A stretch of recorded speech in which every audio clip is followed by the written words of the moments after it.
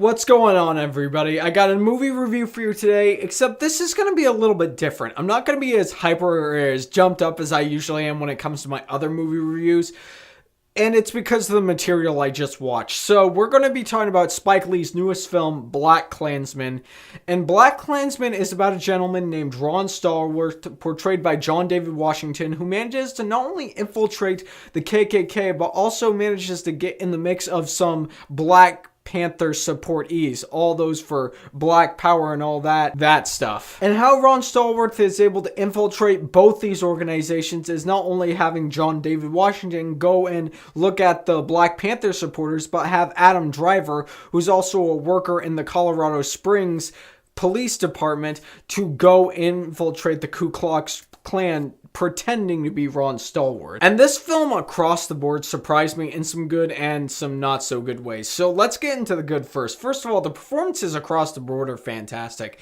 John David Washington, he's Denzel Washington's son, and we all have seen where child actors or children of actors can go. They can either be really great or they can be terrible, like Jaden Smith was. John David Washington gave a phenomenal performance, and where he goes in his journey in this film, I was really intrigued just to see where it went. And Adam Driver, we can't say anything bad about Adam Driver. However, if we're going to talk about performances across the board, there is a gentleman who plays one of the members of the Ku Klux Klan in this film, and the actor's name is Jasper Paconin. I believe I'm pronouncing that right. I've never seen this gentleman in anything, but he was a standout performance for me. As far as an actor goes, he might be the standout performance of this entire year for me. The way he takes his character, his insanity, his intensity, his full-on, his extreme rightism as a member of this organization. It made me hate the character above anything else in this movie, and Jasper Paconin gave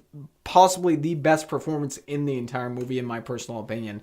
And also, I got to admit that the script in the film is probably the best script that I've seen all year besides 8th grade. The way this script is written is masterful, and I'm pretty sure we're going to be seeing a nomination for Best Screenplay at the end of the year at the Oscars for this. Everything was just so tightly written and so well put together. And this is such a heavy drama that deals with such heavy material that when Spike Lee needs to add in humor, it's in there, and it lands so expertly well because of everything that we've seen beforehand. And the message is one that I really appreciate as well, and it's one of the reasons why this video is not as happy as I usually am, because the message in here is basically, if we don't stop, if we don't reflect on what's happened in our past before, we're doomed to repeat it. And I feel as though that is a problem that a lot of people might have with this movie, because going right into it, they not only show the stuff with the Ku Klux Klan and how they were influenced, they showed stuff from modern day. They actually showed stuff from Charlottesville, that whole mess of a storm we got a little while ago, with everybody screaming their blood and soil nonsense like they did back in Nazi Germany, like the Ku Klux Klan did. And that is going to be something that will turn people off. I realize that. But with the subject material that we got in the film, it was already...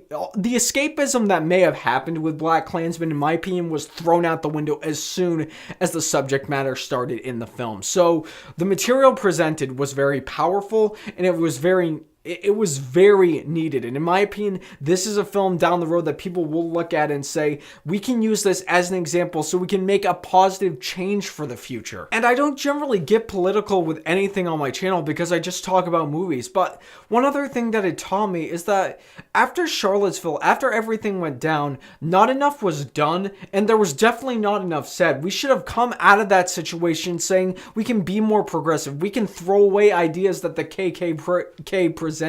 We can throw aside our ideas of violence and hatred of other people. We can look at things with equality. We don't have to be so evil and so violent and so awful all the time.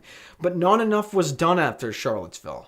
Not enough was done. And I thoroughly enjoyed the message that they put in here. Will people consider it biased and all that stuff? Yes. And the way I see it, this can be strewn as a very biased movie for sure. It is showing somebody's opinion. I can see Spike Lee's opinion about all of this when it comes down to it. But when it comes at the end of the film, after I got out of it, I said to myself, you know, opinion aside and everything, I'm going to come away with that this is an important message to tell, especially after everything that's happened over the past couple of years. Now, as far as problems with BlackkKklansman, my biggest problem here is with the pacing. Honestly, there was a good portion of this movie, I'd say 10 minutes that could have been cut out. If this movie was about 2 hours, 10 minutes, I thought the runtime would have been just about perfect. And there is certain things that happen along the lines with this girl that Ron Stolman runs into throughout the course of the film.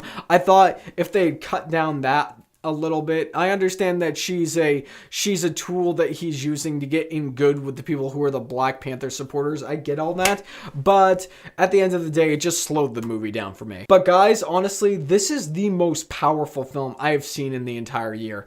The movie is extremely well written, has fantastic performances across the board, and it's just a movie that I think everybody needs to see at least once. And I know personally for me, one of the things that will bog down my rating here is I am never going to watch this movie again. There's just no way. There is at least one movie like this that comes out every single year, but BlackkKklansman is still really excellent. So at the end of the day, I'll say that BlackkKklansman is a casual watch. But as always, guys, it is what you say that matters. So have you seen BlackkKklansman, and what did you think of it? More importantly, what is your favorite all-time either Spike Lee film or biopic? Whatever your thoughts are, leave them in the comment section down below so we can get that conversation started. And as always, social media links are above, my other reviews of 2018 are over there, and my podcast with Zach Pope, the Sweet Film Podcast, is right over there. You guys are all amazing. You guys are all fantastic, and I hope you all have a fantastic day.